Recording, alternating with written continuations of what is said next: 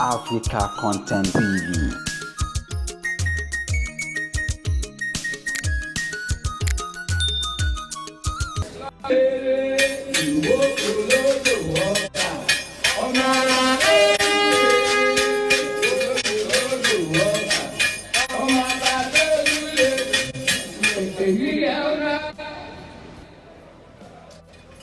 Ìjọba o, síjú agbá rẹ ọ̀tún, síjú agbá rẹ òsì, síjú ọ̀kánkán rẹ, ẹ̀rẹ́ ìyàbọ̀sẹ̀kọ̀ lẹ́yìn olórí ire.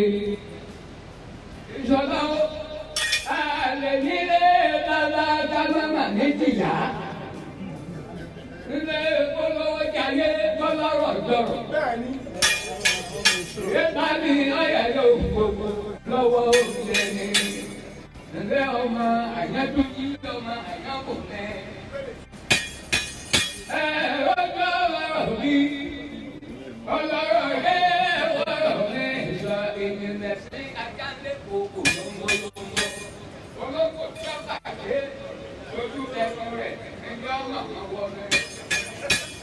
Ìbáni ọ̀yà yóò gbogbo lọ́wọ́ òṣèlú.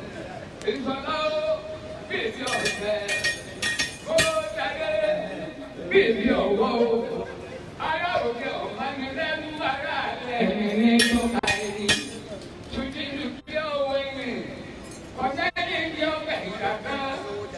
Àdíjì olúwa ìwé nínú. Ìpàkọ́ onípàkọ́ làárí. Ẹ̀sìn ẹlẹ́ni ìní ìdẹ́ni.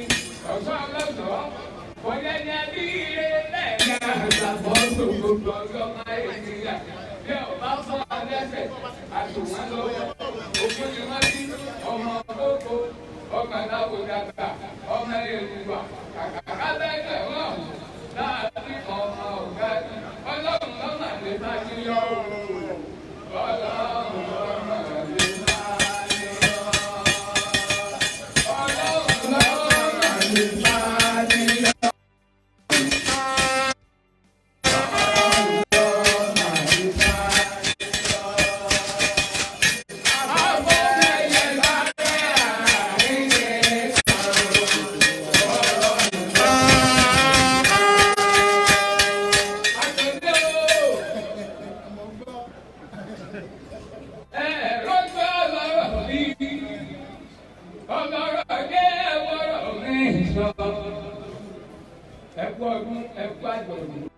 Àkùkọ ní ojú ilé ní bọ̀rọ̀bọ̀rọ̀.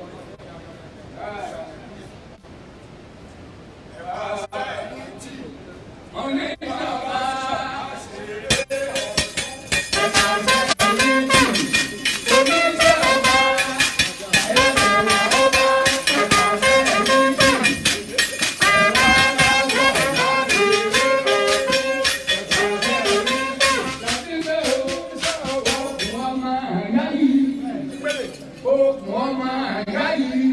Ẹni bá dẹ́ bí ẹ má fẹ́ bí ṣeré.